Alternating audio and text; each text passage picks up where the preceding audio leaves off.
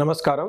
ఈ వీడియో చేయడానికి ముఖ్య కారణం ఏందంటే, శని గురించి చేస్తూ ఉన్నాను. శని గురించి మనం జనరల్‌గా మాట్లాడుకుంటాం. అయితే ఇప్పుడు ఈ టైంలో శని గురించి ఎందుకు మాట్లాడాల్సి వస్తుందంటే, మనకి జూలై 27వ తారీఖు నుంచి డిసెంబర్ 11వ తారీఖు శని వక్రగతిని ఉంటూ ఉన్నారన్నమాట. వక్రగతి అంటే జనరల్‌గా ఇవన్నీ క్లాక్ వైజ్ డైరెక్షన్‌లో ప్లానెట్స్ అన్ని తిరుగుతూ ఉంటుంది. వక్రగతి అప్పుడు ప్లానెట్స్ రివర్స్ డైరెక్షన్‌లో తిరుగుతూ ఉంటుంది. శని టోటల్‌గా ఈ వక్రగతి సందర్భంగా నెలన్నర రోజులు వక్రగతితో ఉండటంతో దీని యొక్క ప్రభావం 12 రాశుల వారికి ఎలా ఉంటుంది ఏంటి అనేది ఈ వీడియోలో మనం చెప్పుకోబోతున్నాం. ఇందులో ముఖ్యంగా శని గురించి ఎప్పుడైతే మనం మాట్లాడుకోవాలో, శని వచ్చేటప్పటికి కర్మ ఫలదాత, అంటే మనం వర్క్ చేస్తే దానికి కావాల్సిన రిజల్ట్ ఇచ్చేవాళ్ళు ఎవరంటే శని మహాత్ముడు. కొంతమందికి అసలు జాబే ఉండదు లైఫ్లో, కొంతమందికి ఎంత హార్డ్ వర్క్ చేసినా రిజల్టే ఉండదు, ఒకళ్ళు కొంచెం వర్క్ చేసినా కానీ విపరీతమైన రిజల్ట్ ఉంటుంది అనమాట. ఇలాంటి రిజల్ట్ రావడానికి కారణం ఎవరంటే శని అని గుర్తుపెట్టుకోవాలి. రెండోది క్రమశిక్షణ, డిసిప్లైన్.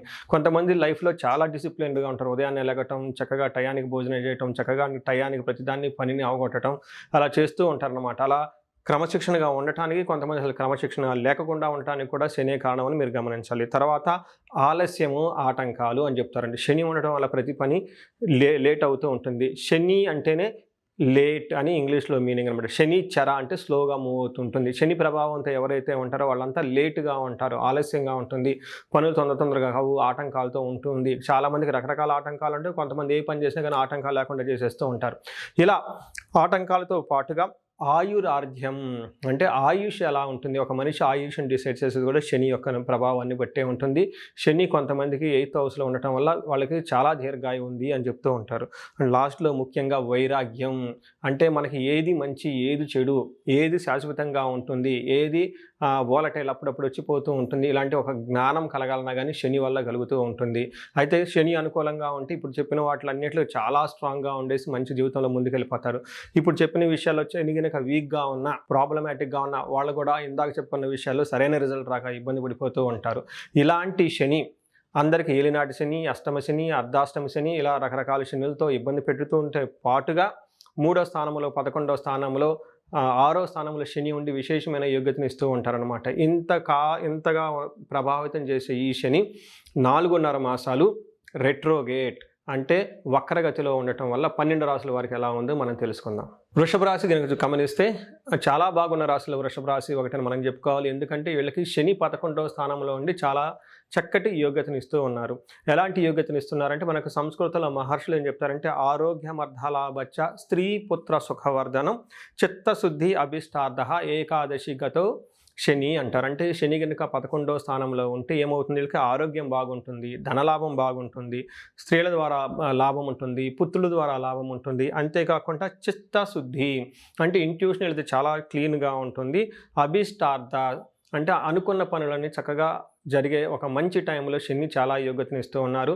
నేను లాస్ట్ 1 ఇయర్ నుంచి 1.5 ఇయర్ నుంచి చెప్తూ ఉన్నాను. చాలా చక్కగా రాశి ఫలాలు ఉన్న రాశి ఒకటి వృషభ రాశి అని గమనించుకోవాలి. అయితే ఇలాంటి టైంలో ఈ వచ్చే 4.5 మాసంలో వీళ్ళకి ఎలా ఉండబోతుందంటే, ఇప్పటిదాకా మనం చెప్పుకున్న విషయాల్లో ఒక్కసారి బ్రేక్ తీసుకొని మళ్ళా మిమ్మల్ని మీరు గమనించుకోవాల్సిన విషయం చాలా ఇంపార్టెంట్. అందులో ముఖ్యంగా ఎవరికైతే అనారోగ్యంగా ఉంటుందో ఈ టైంలో వాళ్ళ యొక్క ఆరోగ్యం గురించి శ్రద్ధ తీసుకుంటే చాలా చక్కగా ఉండే అవకాశం ఉంటుంది.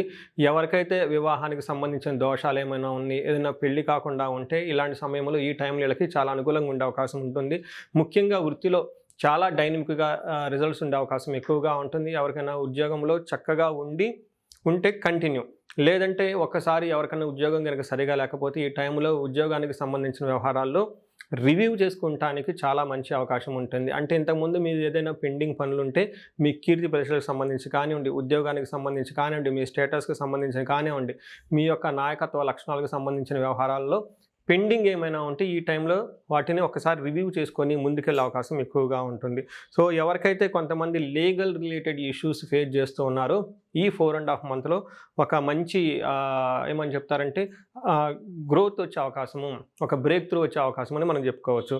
వీటితో పాటుగా ఇంకా పాత బాకీలు ఏమైనా ఉంటే వాటిని వసూలయ్యే అవకాశం ఎక్కువగా ఉంటుంది. మీరు ఎవరికైనా కనుక అప్పులు ఇవ్వాల్సిన ఈ టైంలో చెల్లించే అవకాశం ఎక్కువగా ఉంటుంది. వాయిదా పడిన కోర్టు కేసులు కానివ్వండి, ప్రమోషన్స్, ముఖ్యంగా ఉద్యోగంలో ఎవరికైనా ప్రమోషన్స్ ఇప్పటిదాకా రావాలి అని అనుకుని మీరు వెయిట్ చేస్తుంటే ఈ టైంలో ప్రమోషన్స్ వచ్చే అవకాశం ఎక్కువగా ఉంటుంది. బిజినెస్ పీపుల్కి పాత కస్టమర్లు మీకు ఏదైనా పెద్ద పెద్ద అగ్రిమెంట్స్ ఇంతకుముందు కావాల్సిన పెండింగ్లో ఉంటే ఇవన్నీ అయ్యే అవకాశం ఎక్కువగా ఉంటుంది. పాత పరిచయాలు ఏమైనా గనక ఎవరైనా ఉంటే వాటి ద్వారా కొత్త కొత్త అవకాశాలు వచ్చే అవకాశం ఉంటుంది.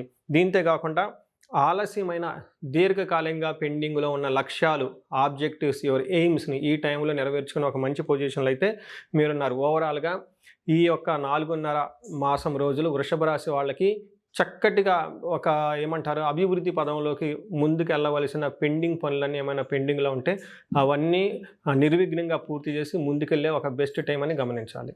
సో ఇప్పటిదాకా మనకి ఈ రాశి వాళ్ళకి ఎలా ఉందో తెలుసుకుందాం, శని గ్రహం యొక్క ప్రభావం. అయితే ఈ రాశి వాళ్ళకి కనుక ఏదైనా ప్రతికూల ప్రభావం ఉంటే వీటి నుంచి ఎలా బయటపడాలనే దానికి కొన్ని పరిహారాలు ఉన్నాయి. ఫస్ట్ పరిహారము సెల్ఫ్ రెమెడీస్, అంటే మీరంతా మీరు చేసుకోగలిగిన రెమెడీస్ కొన్ని ఉంటాయి. అందులో ముఖ్యంగా ఒకటి శని పిప్పలాద స్తోత్రం. చాలా సింపుల్గా, ఈజీగా ఉంటుంది, చాలా పవర్ఫుల్గా ఉంటుంది, మీకు నెట్లో దొరుకుతుంది. అది తీసుకొని సూర్యోదయం సూర్యాస్తమయం టైం 2 పూట్ల కనుక చదువుతూ ఉంటే శని పెట్టే బాధల నుంచి చాలా వరకు బయటపడిపోతారు. రెండోది పరిహారం ఏంటంటే హనుమాన్ చాలీసా చదవటము లేదా హనుమాన్ కార్యసిద్ధి మంత్రం అని మీకు నెట్లో ఉంటుంది. ఇది 21 టైమ్స్ ప్రతిరోజు చదవగలిగితే చాలా బాగుంటుంది. వీటితో పాటుగా శనివారం మీరు నవగ్రహాల దగ్గర శనిమూర్తి ఉంటారు. ఈ శనిమూర్తికి తైలాభిషేకం చేయటం చాలా చాలా ఉత్తమం. మీరు చక్కటి కోల్డ్ ప్రెస్ ఆయిల్, బయట దొరుకుతుంటే నువ్వుల నూనె ఒక 100 ml తీసుకోండి. తర్వాత ఒక చిన్న రిబ్బన్ లాంటిది బ్లాక్ కలర్ ఒక గుడ్డ మొక్క క్లాత్ తీసుకోండి. దీంతో పాటుగా కొంచెం బెల్లము, కొంచెం నువ్వులు తీసుకొని వెళ్ళిపోయి స్ట్రైట్గా మీరు శనిమూర్తి దగ్గరికి వెళ్ళేసి ఈ నూనె ఆ శనిమూర్తికి అభిషేకం చేసి మీరు తీసుకున్న నువ్వులు శని మహాత్మ మీద చల్లేసి వెంటనే మెడలో ఒక వస్త్రంలాగా కప్పి చిన్న బెల్లం ముక్క తమలపాకుల మీద కానీ లేకుంటే అలాగనే యాజిటీస్గా కానీ కింద పెడితే మీ యొక్క పరిహారం అయిపోతుంది. అక్కడ నుంచి వీలైతే 3 సార్లు ప్రదక్షిణ చేయగలిగితే చాలా చాలా బాగుంటుంది. ఇవి 3 మీ అంతా మీరు చేయగలిగిన పరిహారాన్ని గమనించుకోవాలి. వీటితో పాటుగా ఉదయాన్నే లేగటం, జాగింగ్ చేయటం, యోగా చేయటం అనేది కూడా చాలా చాలా ముఖ్యం. శని పెట్టే ప్రతికూల పరిస్థితుల నుంచి చాలా ఉపశమనం లభిస్తుందని తెలుసుకోవచ్చు. అయితే ఇవి కాకుండా కొన్ని రెమెడీస్ ఉంటాయి. అవి ముఖ్యంగా ఏలినాటి శని నడుస్తున్న రాసులకి, అష్టమ శని నడుస్తున్న రాసులకి, అర్ధాష్టమ శని నడుస్తున్న రాసులకి, వీటితో పాటుగా శని మహాదశ నడుస్తూ ఉంటుంది. ఈ దశలు నడిచే వాళ్ళకి ఇవి మీరు చేయలేరు, బ్రాహ్మణోత్తముల సహాయంతో చేయటం చాలా బాగుంటుంది. వీటికి శనికి సంపూర్ణ శాంతి పూజలు అంటారు. శని సంపూర్ణ శాంతి పూజలు అంటే శనికి సంబంధించిన జపము, దానము, శని తైలాభిషేకము, తైలాభిషేకము, అధిదేవతా ప్రత్యర్థులకు కలిపి జపాలు చేపిస్తే ఈ యొక్క తీవ్రత అనేది చాలా వరకు తగ్గుతూ ఉంటుంది.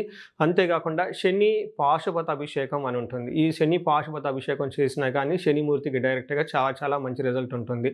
ఇవి కాకుండా ఇండివిడ్యువల్గా మీ యొక్క లైఫ్లో శని చాలా మంచి పొజిషన్లో ఉండి కానీ స్టిల్ మీరు ఇబ్బంది పడుతూ ఉంటే కనుక ఇప్పుడు చేయవలసిన పద్ధతి ఏమిటంటే ఒక్కసారి మీ యొక్క ఇండివిడ్యువల్ జాతకం చూపించుకోండి.